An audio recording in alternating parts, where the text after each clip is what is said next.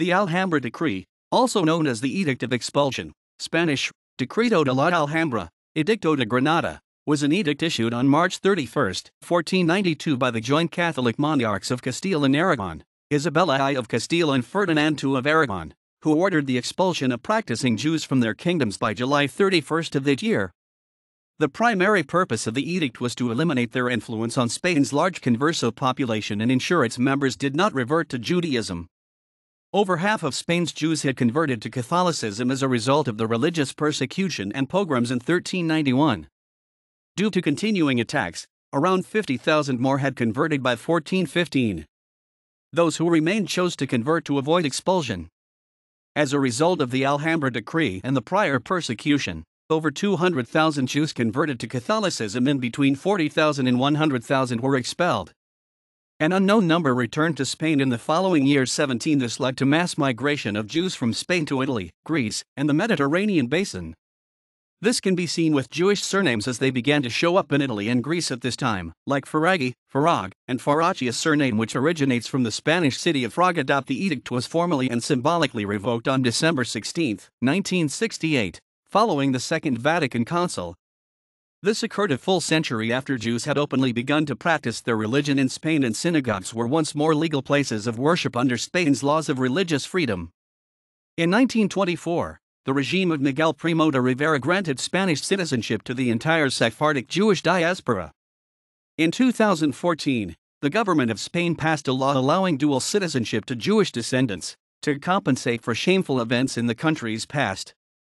Thus, Sephardi Jews who can prove they are the descendants of the Jews expelled from Spain as a result of the Alhambra Decree can become Spaniards without leaving home or giving up their present nationality.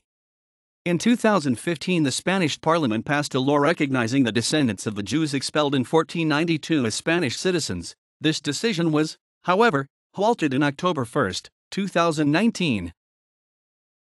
Until the 14th century, Jews who lived under the Muslim caliphates of Al-Andalus were tolerated. Scholar Maria Rosa Minical wrote that Jews under Muslim rule were dhimmis with reduced rights relative to Muslims, but were still generally in a better position than European Jews who lived under Christian rule. Others, such as historians Bernard Lewis, Dario Fernandez Morera, and Mark R. Cohen, have suggested the supposed harmony between Jews and Muslims in Spain was an exaggeration started in the 19th century. On January 2, 1492, the Catholic monarchs conquered the Nasrid Kingdom of Granada. The last Muslim king, Muhammad XII of Granada, Spanish, Boabdil, withdrew to Alpujarras, as almost 800 years of Muslim rule were ended by the Reconquista. A letter sent by the Catholic monarchs to the Council of Bilbao in 1490 stated that under canon law and the laws of the kingdoms, Jews were tolerated and allowed to live in the kingdoms as subjects and vassals. Joseph Perez considers that the myth of the Spain of the three cultures, widely used as an element of propaganda, is so far detached from historical reality that it can only generate new elements of confusion. According to Henry Kamen, Jews and Muslims were treated with contempt and the Jews were treated with disdain. Three communities lived separate stocks. In the 12th and 13th centuries, Christian anti-Judaism was reflected in the harsh anti-Jewish measures agreed in the Lateran Council called in 1215 by Pope Innocent III.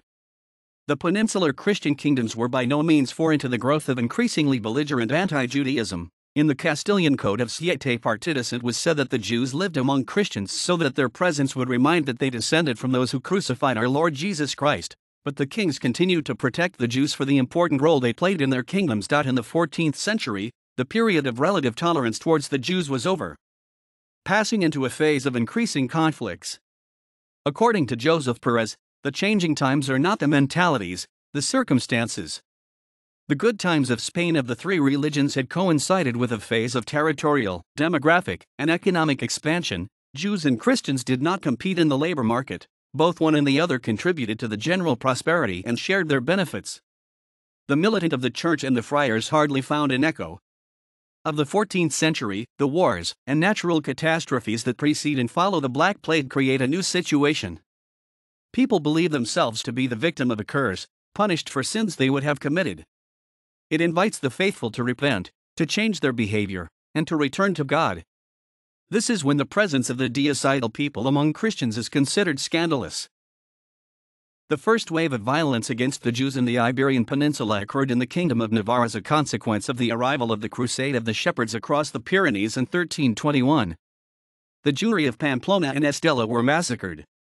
2 decades later, the impact of the Black Death of 1348 provoked assaults on the Juderias of several places, especially those of Barcelona and other places in the Principality of Catalonia.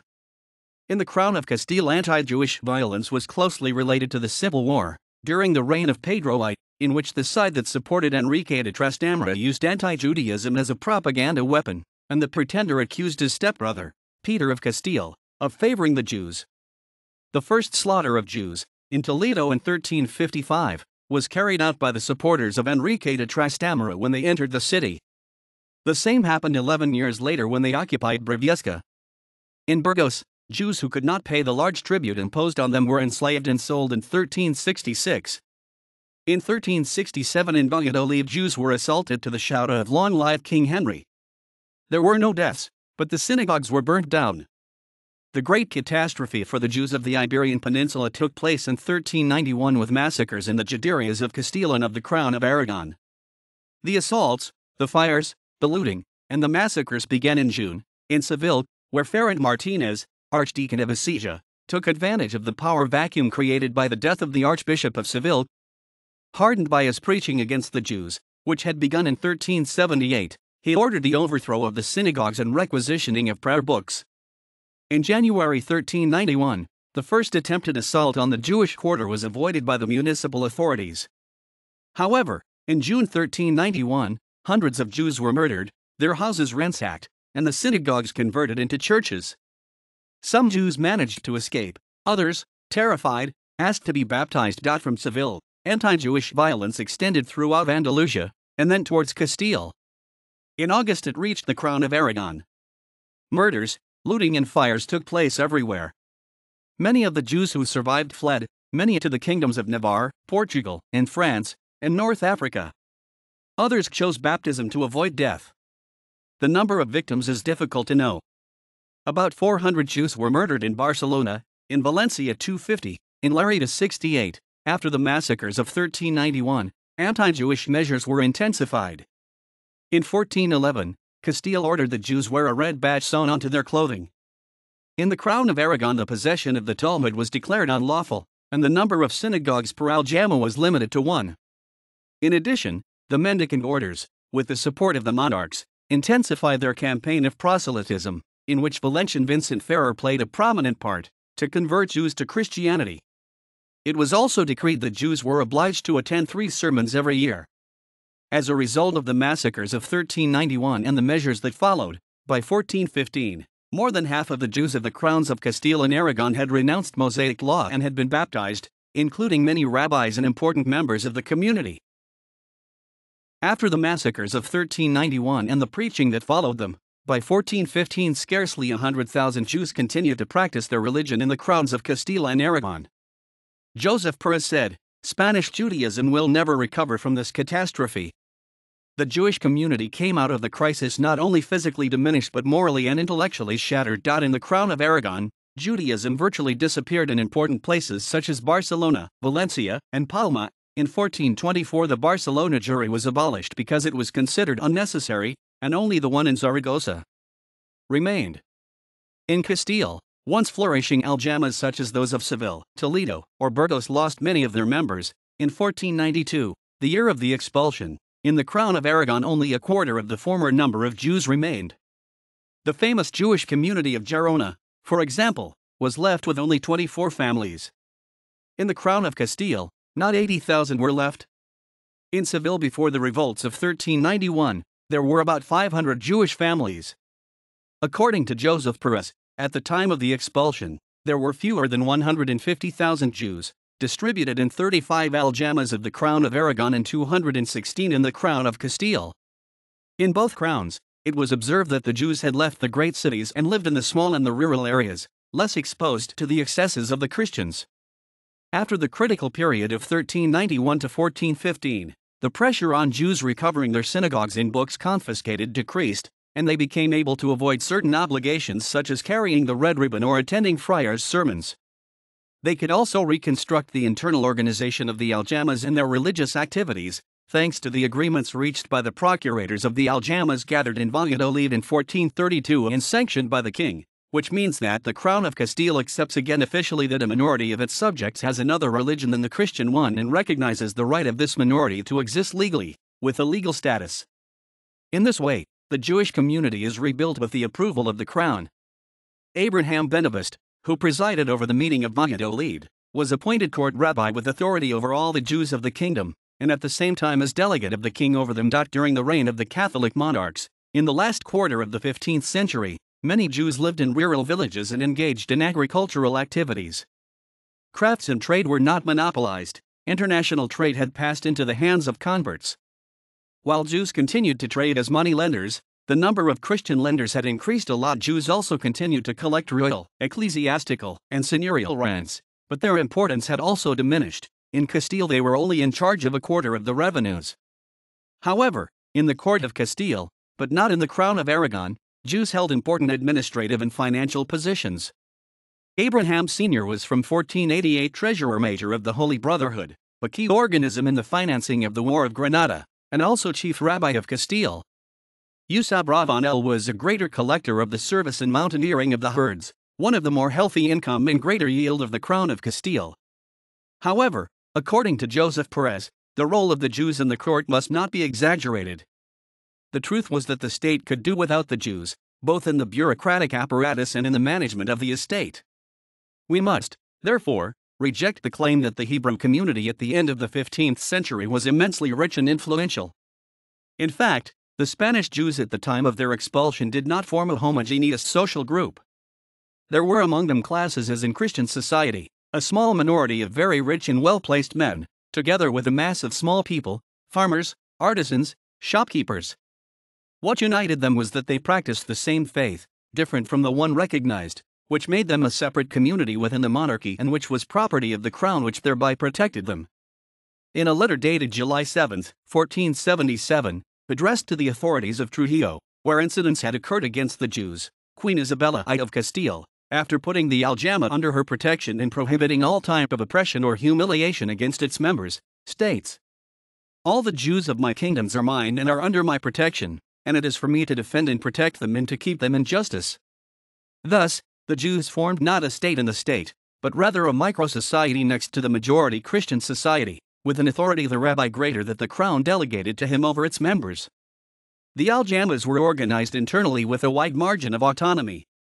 They designated by lottery the council of elders that governed the life of the community, collecting their own taxes for the maintenance of worship, synagogues, and rabbinical teaching, lived under the norms of Jewish law, and had their own courts that understood all cases and civil matters. From the Cortes de Madrigal of 1476, criminal cases had passed to the royal courts. But Jews did not enjoy full civil rights. They had a specific tax system far more burdensome than that of Christians and were excluded from positions that could confer authority on Christians. The situation in which the Jews lived, according to Joseph Perez, posed two problems. As subjects and vassals of the king, the Jews had no guarantee for the future. The monarch could at any time close the autonomy of the aljamas or require new most important taxes. And, above all, in these late years of the Middle Ages, when a state of modern character is being developed, there could be no question of a problem of immense importance: was the existence of separate and autonomous communities compatible with the demands of a modern state? This was the real question. In the 15th century, the main problem stopped being the Jews becoming conversos, who according to Henry Kamen probably numbered around 300,000 people. Christian convert was the term applied to Jews who had been baptized and their descendants. As many of them had been forcibly converted, they were often looked upon with distrust by those who considered themselves old Christians. In the 15th century, the positions abandoned by Jews were mostly filled by converts, who congregated where Jewish communities had flourished before 1391, doing work formerly performed by Jews, trade and crafts, with the added advantage that as Christians they could now access trades and professions previously forbidden to Jews. Some even entered the clergy, becoming canons, priors, and even bishops. The socio-economic position of converts was viewed with suspicion by the old Christians, a resentment that was accentuated by the conscience on the part of those who had a differentiated identity, proud of being Christians and having Jewish ancestry, which was the lineage of Christ. Popular revolts broke out against the converts between 1449 and 1474, a period in Castile of economic difficulties and political crisis, especially during the civil war of the reign of Henry IV. The first and largest of these revolts took place in 1449 in Toledo, during which a judgment statute was approved that prohibited the access to the municipal positions of no confessor of the lineage of the Jews, an antecedent of the following blood-cleaning statutes of the following century. The origin of the revolts was economic in Andalusia, especially because there was a situation of hunger, aggravated by an epidemic of plague, and in principle not directed especially against the converts. It is the parties and the demagogues that take advantage of the exasperation of the people and direct it against the converts. To justify the attacks on converts, they affirmed that Conversos were false Christians and that they still practiced the Jewish religion in secret. According to Joseph Perez, it is a proven fact that, among those who converted to escape the blind furor of the masses in 1391, or by the pressure of the proselytizing campaigns of the early 15th century, some clandestinely returned to their old faith when it seemed that the danger had passed, of which it is said that Judaism. The accusation of crypto-Judaism becomes more plausible when some cases of prominent converts who continued to observe the Jewish rites after their conversion.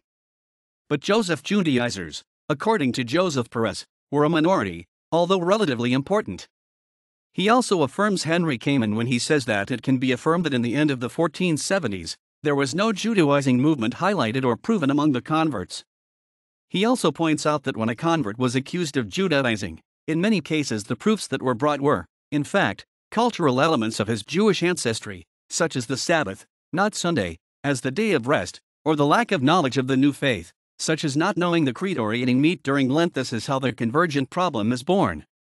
The baptized cannot renounce their faith according to the canonical doctrine of the Church, by which crypto-Judaism is assimilated to heresy, and as such must be punished.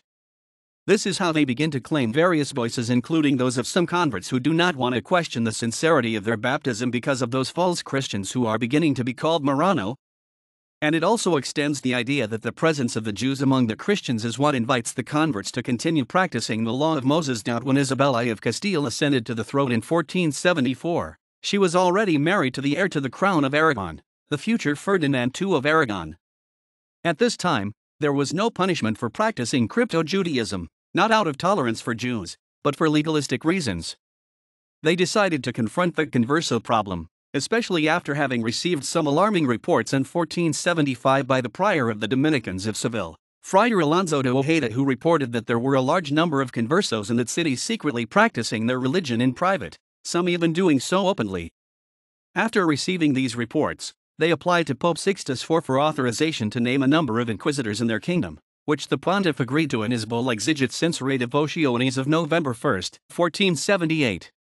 With the creation of the Tribunal of the Inquisition, the authorities will have sufficient instruments and methods of investigation at their disposal. According to Joseph Perez, Ferdinand and Isabella were convinced that the Inquisition would force the Conversos to assimilate into society once and for all, the day when all of the new Christians would renounce Judaism. Nothing would distinguish them anymore from any other member of society. From the beginning of their reign, Isabel and Ferdinand were concerned with protecting Jews, since they were property of the crown. For example, on September 6, 1477, in a letter addressed to the Jewish community of Seville, Queen Isabella gave assurances about their safety. "I take under my protection the Jews of the Aljamas in general and to each one in particular, as well as to his people and their goods. I protect them against any attack, be it of the nature that is. I forbid that they attack, maim or hire. I also prohibit a passive attitude if attacked, killed, or injured." Hence even the Catholic kings until 1492 are reputed to be favorable to the Jews. This is what the German traveler, Nicholas de Papiolovo says, for example, after his visit in 1484 to 1485.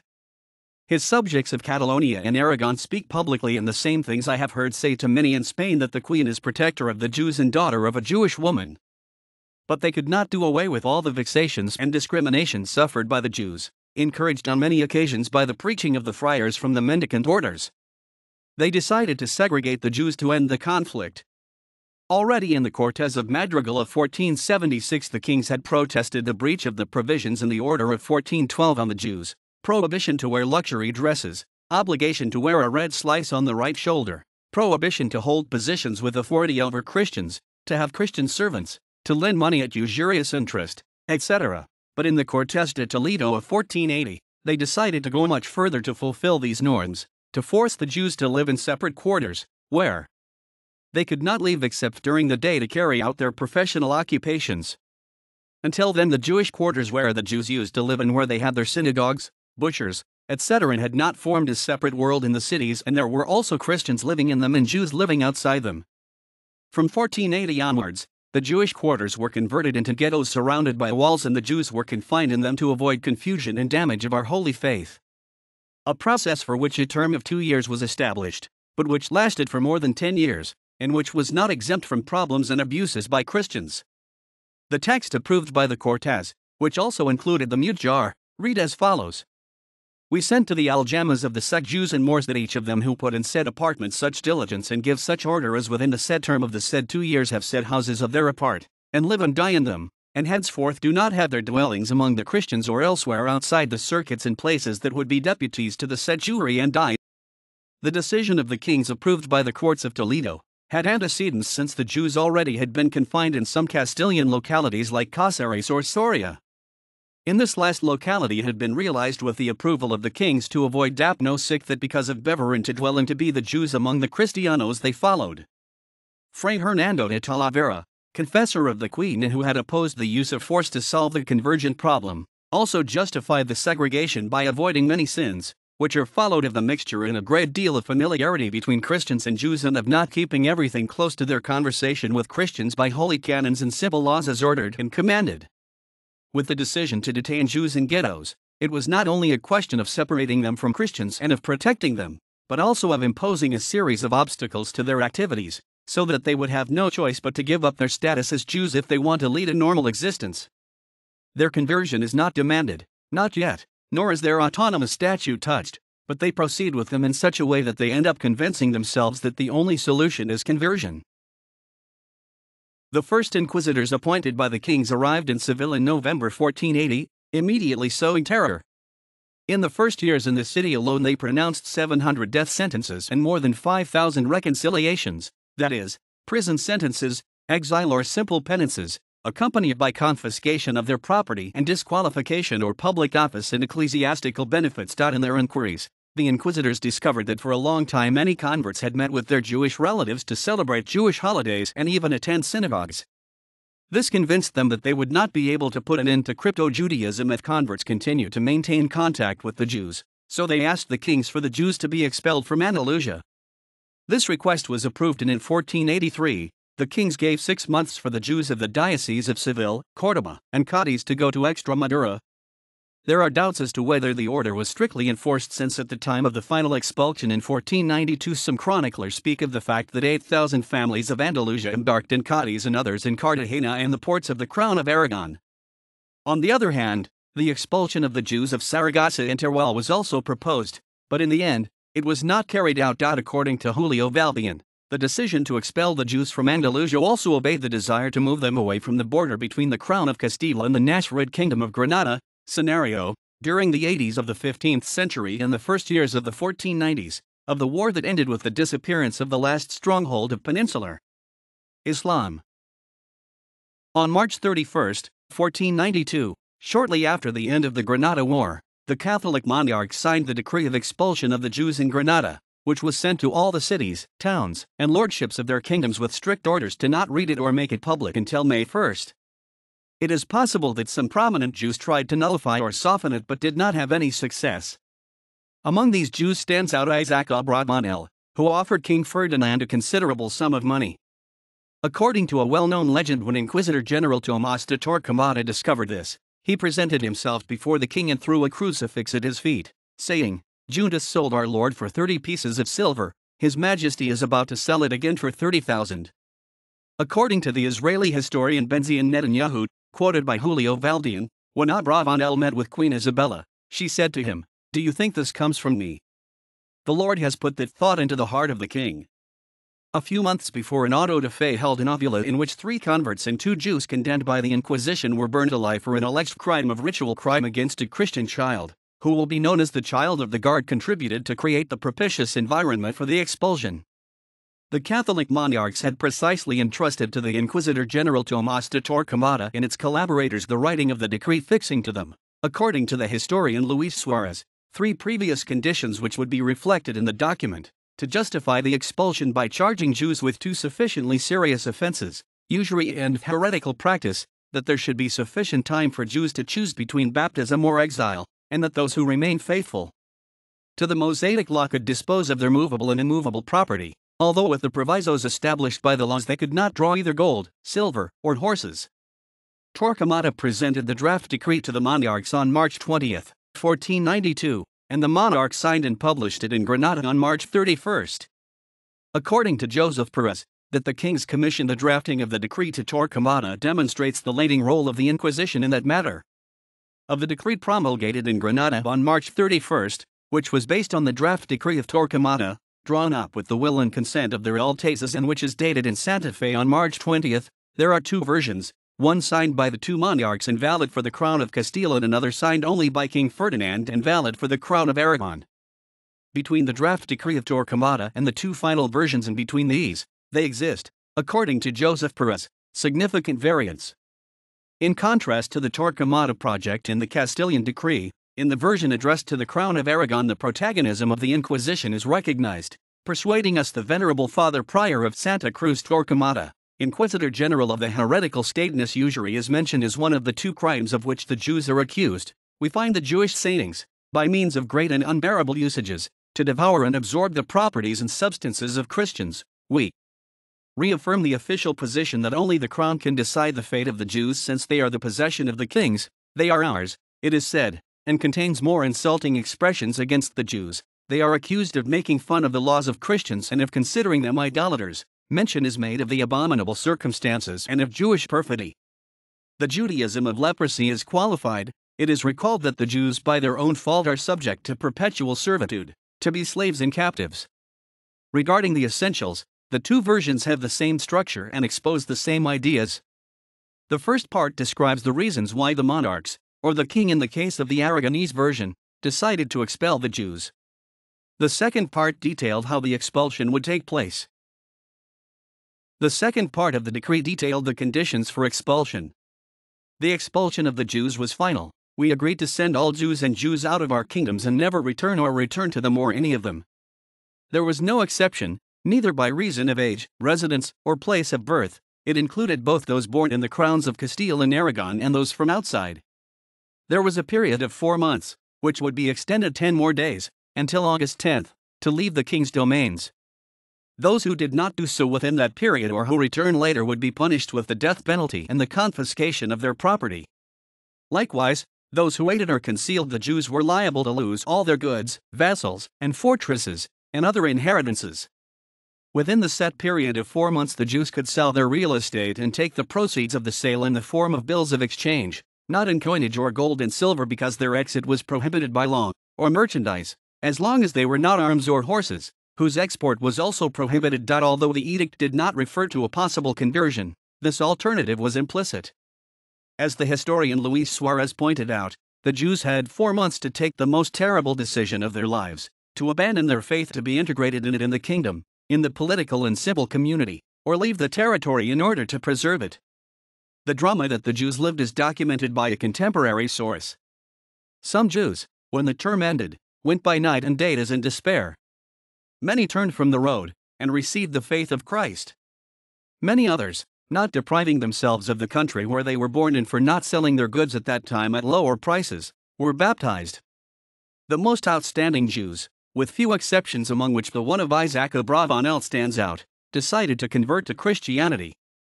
The most relevant case was that of Abraham Sr., the chief rabbi of Castile and one of the closest collaborators of the monarchs. He and all his relatives were baptized on June 15, 1492 in the Guadalupe Monastery, being his godfathers the kings Isabella and Fernando. He took the name of Fernand Núñez Coronel and his son-in-law Mayor Melamed, Fernand Perez Coronel, the same name of Pile that the one of the king. In this case, like that of Abraham de Córdoba, he was given much publicity to serve as an example for the rest of his community. In fact, during the 4-month tacit term that was given for the conversion, many Jews were baptized, especially the rich and the most educated. and among them the vast majority of the rabbis. A chronicler of the time relates the intense propaganda campaign that unfolded in all the synagogues and in the squares and in the churches and in the fields, by the wise men of Spain, and was preached to them by the Holy Gospel and the doctrine of the Holy Mother Church, and was preached and tested by their own scriptures, how the Messiah who waited were our Redeemer and Savior Jesus Christ, who came in the time to be agreed, which his ancestors with malice they ignored, and all the others who came after them never wanted to give ear to the truth, before being deceived by the false book of the Talmud, having the truth before their eyes and reading it in their law every day. They ignored it and ignored it. The Jews who decided not to convert had to prepare themselves for the march in tremendous conditions. They had to sell their goods because they had very little time and had to accept the sometimes ridiculous amounts offered to them in the form of goods that could be carried away because the gold and silver output of the kingdom was prohibited. The possibility of taking bills of exchange were not much help because the bankers, Italians for the most part, demanded enormous interest. A chronicler of the time attests this. They sold and squandered everything they could of their estates, and in everything there were sinister ventures, and the Christians had their estates, very many and very rich houses and inheritances for few moneys, and they prayed with them, and found not one to buy them, and gave a house for an ass and a vine for a little cloth or a linen cloth because they could not bring forth gold or silver. They also had serious difficulties in recovering the money lent to Christians because either the repayment term was after August 10th, deadline for their departure, or many of the debtors denounced usury fraud, knowing that the Jews, they would not have time for the courts to prove them right. In a letter to the kings, the Amputia Jews complained that the mayors of the said village made them and have closed many unreason and grievances, says that they do not consent to them, nor do they want them to pay and pay their personal property, and that they have no less, but they want to make and pay the debts owed to them and at which they demerge them to do and then pay them even if the deadlines are not reached.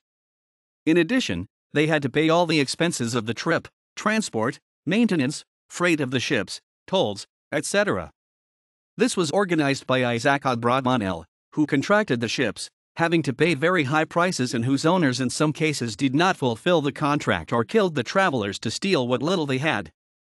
Abravanel counted on the collaboration of the real official convert Luis de Sant'Angelo and of the Genovese banker Francisco Pinello. The monarchs had to give orders to protect Jews during the trip because they suffered vexations and abuse. This is how Andres Bernaldez, pastor of Los Palacios, the time when the Jews had to abandon their land of their births.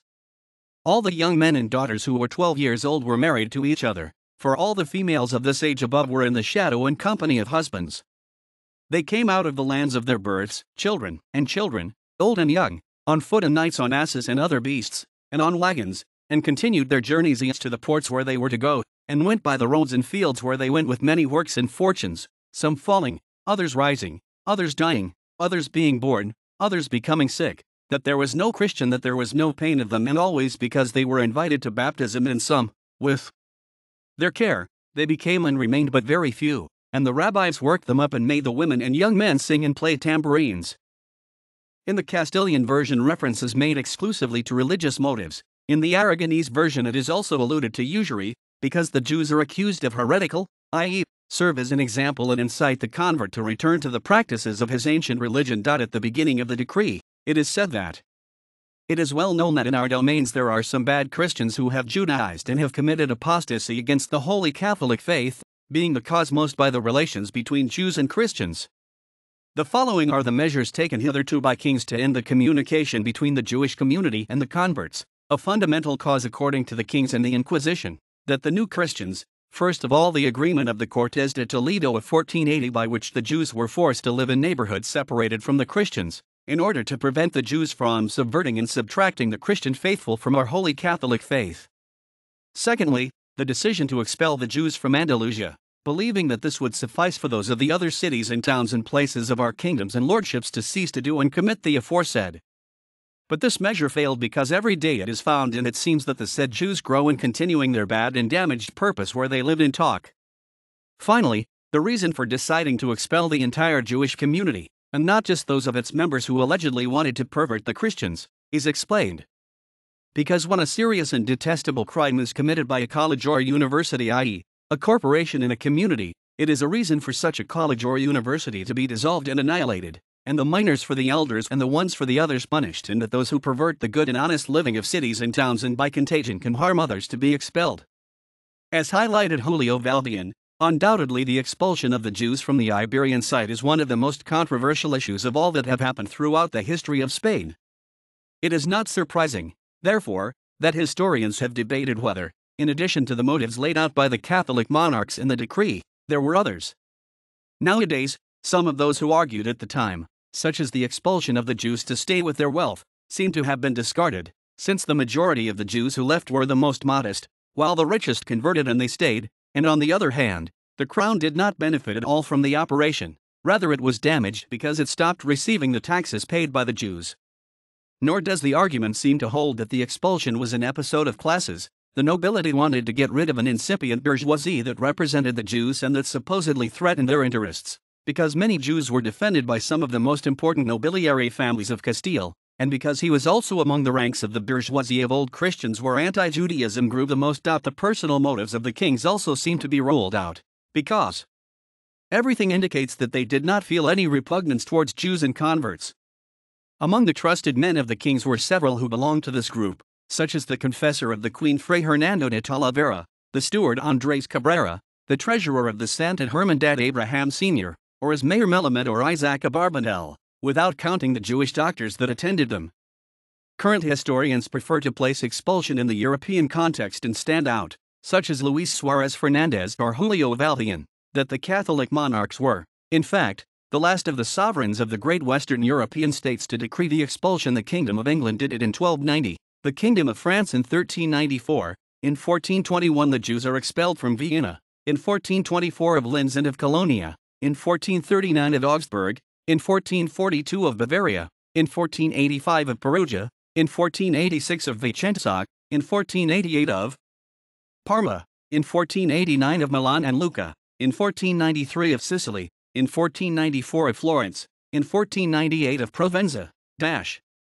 The aim of all of them was to achieve unity of faith in their states, a principle that will be defined in the 16th century with the formula cuius regio, ius religio, that the subjects should profess the same religion as their prince. As Joseph Perez pointed out, the expulsion puts an end to an original situation in Christian Europe, that of a nation that consents to the presence of different religious communities with which it becomes a nation like the rest in Christendom European. The University of Paris congratulated Spain for having carried out an act of good government, an opinion shared by the best spirits of the time, Machiavelli, Guicciardini, Pico della Mirandola.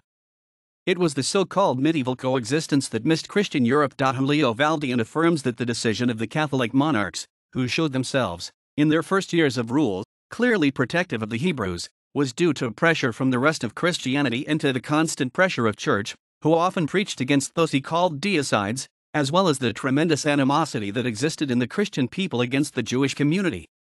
In this sense, he quotes the thesis of the Israeli historian Benzion Netanyahu that the expulsion was the consequence of the climate of racism that was lived in the Christian society of the time. A thesis, the latter, that the kings decided the expulsion to ingratiate themselves with the masses in which the anti-Jewish sentiments predominated, that Joseph Perez considers without foundation.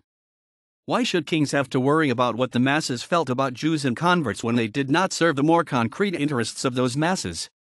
Of the three surviving versions of the expulsion edict, only the third term usury, which was signed only by Don Fernando, refers to the subject of usury, in very harsh terms, and in the other two versions, we do not read a single mention or even the slightest mention of this matter. Accusations that had been repeated for centuries against the Jews, people deicide, desecration of hosts, ritual crimes, do not appear in any of the three versions.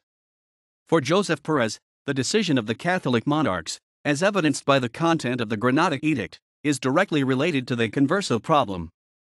The first step was the creation of the Inquisition, the second the expulsion of the Jews to eliminate those who allegedly incited the converts to Judaize. What concerned them the kings was the total and definitive assimilation of the converts, for which the previous measures failed. They resort to a drastic solution, the expulsion of the Jews to start evil.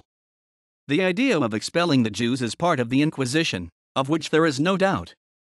The Inquisition found the expulsion of the Jews the best way to put an end to the Judaizing converts, removed the Catholic monarchs take the idea to their own account, but this does not mean that the pressure of the inquisitors is low. Heresy is not to their liking, they want to clean their kingdom, as the Queen wrote, but these concerns are also political. They hoped that the elimination of Judaism will facilitate the definitive assimilation and integration of converts into Spanish society. On the other hand, Joseph Perez, following Luis Suarez, places the expulsion within the context of the construction of the modern state, which requires greater social cohesion based on the unity of faith to impose its authority on all groups and individuals of the kingdom. Unlike the medieval period in this type of state, it does not fit the groups that are governed by particular norms, as was the case of the Jewish community. It is therefore not a coincidence, Perez warns, that only 3 months after having eliminated the last Muslim stronghold of the peninsula with the conquest of the Nizarite kingdom of Granada, they decree the expulsion of the Jews. What was intended then was to completely assimilate Judaizers and Jews so that there would be no more than Christians. Kings must have thought that the prospect of expulsion would encourage Jews to become massively and that a gradual assimilation would do away with the remnants of Judaism. They totally refused to assimilate as an alternative. However, assimilation is in this quotation a euphemism. What was offered to the Sephardic was, in fact, the conversion to a faith that was not his own, hence his emigration en masse towards the different directions indicated in the attached map. As Joseph Perez pointed out, in 1492 the story of Spanish Judaism ends, which will only lead to an underground existence, always threatened by the Spanish Inquisition in the suspicion of a public opinion that saw in Jews, Judaizers, and even sincere converts to natural enemies of Catholicism and Spanish idiosyncrasy, as understood and imposed by some ecclesiastical and intellectual leaders, in an attitude that bordered on racism. Historic accounts of the numbers of Jews who left Spain were based on speculation, and some aspects were exaggerated by early accounts and historians. Wanda Mariana speaks of 800,000 people, and Don Isaac Abravanel of 300,000. While few reliable statistics exist for the expulsion, modern estimates by scholars from the University of Barcelona estimated the number of Sephardic Jews at the 15th century at 400,000 out of a total population of approximately 7.5 people in all of Spain, out of whom about half, at least 200,000, or slightly more, 300,000, remained in Iberia as conversos. Others who tried to estimate the Jews' demographics based on tax returns and population estimates of communities are much lower, with Cayman stating that, of a population of approximately 80,000 Jews and 200,000 conversos, about 40,000 emigrated. Another approximately 50,000 Jews received a Christian baptism so as to remain in Spain. Many secretly kept some of their Jewish traditions and thus becoming the target of the Inquisition. The Jews of the Kingdom of Castile emigrated mainly to Portugal, where the entire community was forcibly converted in 1497, and to North Africa. The Jews of the Kingdom of Aragon fled to other Christian areas including Italy, rather than to Muslim lands as is often assumed. Although the vast majority of conversos simply assimilated into the Catholic dominant culture, a minority continued to practice Judaism in secret, gradually migrated throughout Europe, North Africa, and the Ottoman Empire, mainly to areas where Sephardic communities were already present as a result of the Alhambra Decree. The situation of those who returned was regularized with an order of November 10, 1492, in which it was established that civil and ecclesiastical authorities had to be witnesses to baptism, and in the event that they had been baptized before returning, evidence and testimonials that confirm it. They were also able to recover all their goods for the same price at which they had sold them. Returns are documented at least until 1499. On the other hand, a provision of the Royal Council of October 24, 1493, determined harsh sanctions for those who reviled these new Christians, calling them transgressors. For example, as for the economic impact of the expulsion, it seems to be ruled out that it was a hard setback and stopped the birth of capitalism, which would be one of the causes of the decline of Spain. As Joseph Perez has pointed out, in view of the published literature on taxation and economic activities, there is no doubt that the Jews were no longer a source of relevant wealth, neither as bankers nor as renters nor as merchants who developed the expulsion of the Jews produced problems at the local level but not a national catastrophe. It is unreasonable to attribute to that event the decadence of Spain and its supposed inability to adapt to the transformations of the modern world. What we now know shows that 16th century Spain was not precisely an economically backward nation. In strictly demographic and economic terms, and apart from human aspects, the expulsion did not imply for Spain any substantial deterioration, but only a temporary crisis quickly overtaken. A copy of the Amsterdam Gazette published in the Netherlands on September 12, 1672. The Hebrews of Amsterdam printed a newspaper showing the interest of the Jewish community in what was happening at that time in Madrid, and it also read the news in Spanish. after 180 years of being expelled from its ancestral soil, 1492. Document preserved and exhibited in Beth Hatfutsov, Neha Goldman Museum and House of the Diasporas, University of Tel Aviv, State of Israel. Most of the expelled Jews settled in North Africa and in the Ottoman Empire. In North Africa, those who went to the Fez kingdom suffered all kinds of ill treatment and were plundered, even by the Jews who had lived there for a long time. Those who thought the best were those who settled in the territories of the Ottoman Empire, both in North Africa and in the Middle East, as in the Balkans and the Republic of Ragusa, after having passed by Italy.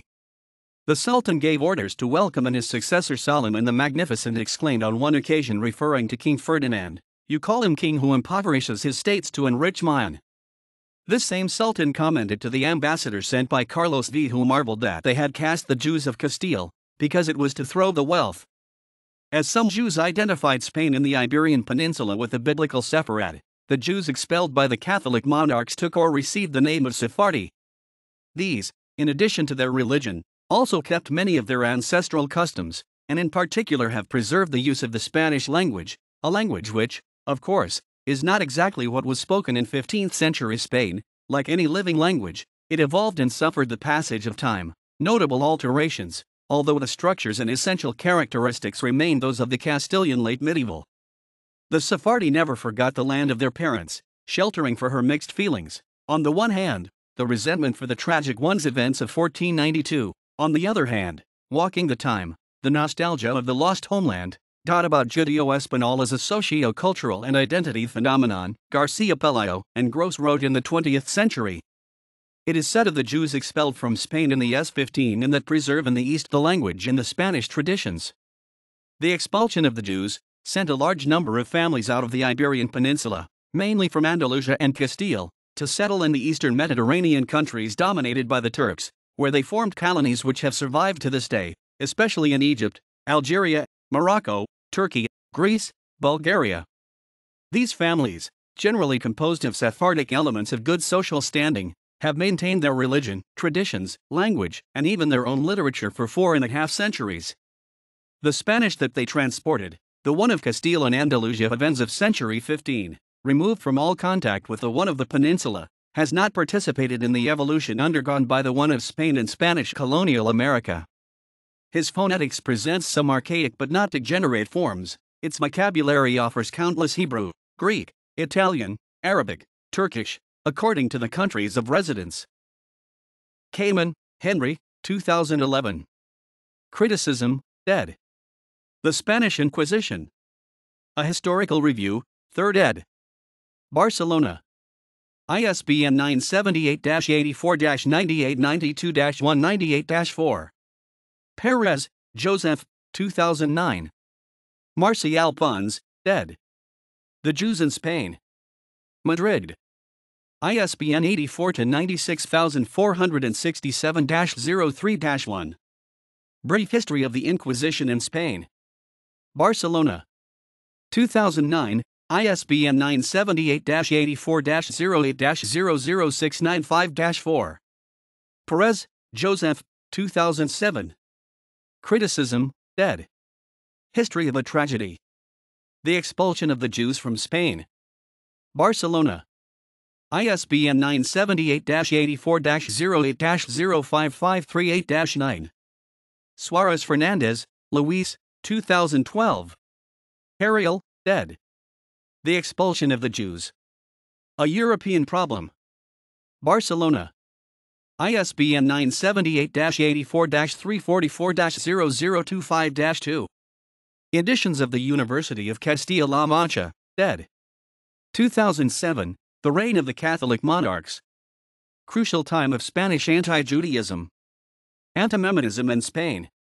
Cuenca, Gonzalo Alvarez Chilite and Ricardo Izquierdo Benito. ISBN 978-84-8427-4711.